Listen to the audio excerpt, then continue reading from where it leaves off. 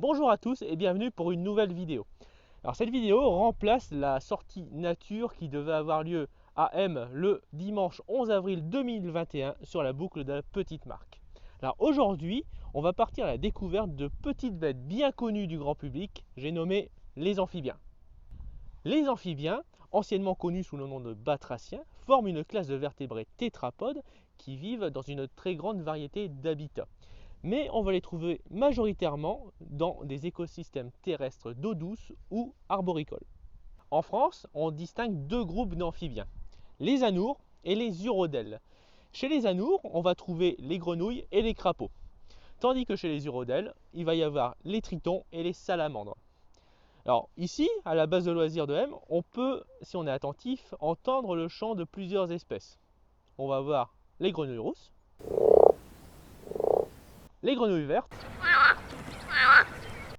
et le crapaud commun.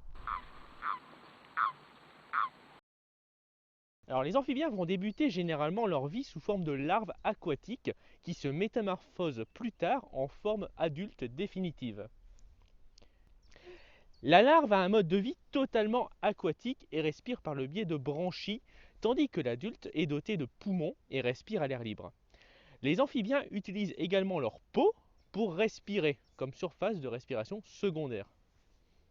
Concernant l'alimentation des amphibiens, les adultes sont carnivores. Ils vont se nourrir de tout ce qui bouge et qu'ils sont en mesure d'avaler.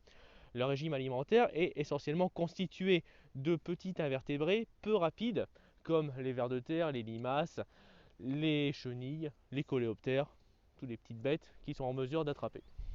Concernant les larves de grenouilles, elles vont être principalement détritivores. Ça veut dire qu'elles vont se nourrir d'algues, de matières organiques mortes et de fragments de plantes submergées.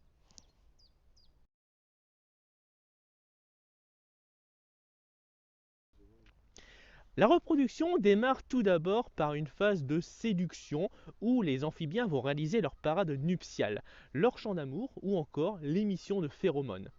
Chez les grenouilles et crapauds, il y a accouplement, mais la fécondation est externe, elle se fait dans l'eau. En effet, les mâles ont des pelotes rugueuses sur les pattes qui vont leur permettre de s'accrocher aux femelles lors de l'accouplement, c'est ce qu'on appelle l'amplexus. Et ils vont déposer leurs spermatozoïdes au fur et à mesure que la femelle va pondre ses œufs. Les œufs de grenouille sont pondus en paquets, alors que les œufs de crapaud sont pondus en ruban. Les œufs sont laissés sans surveillance, les femelles vont pondre beaucoup d'œufs afin de pouvoir compenser les pertes causées par les nombreux prédateurs présents dans la mare. Certaines espèces vont quand même effectuer un soin parental. Donc, par exemple, le mâle du crapaud accoucheur va récupérer le ruban des œufs pondus par la femelle et l'enrouler autour de ses pattes afin de pouvoir les protéger jusqu'à temps de leur éclosion.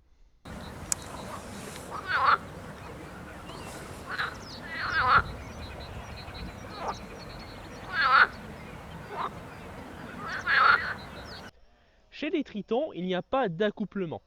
Après la parade nuptiale, le mâle va déposer dans l'eau le spermatophore. C'est un sac collant qui contient les spermatozoïdes.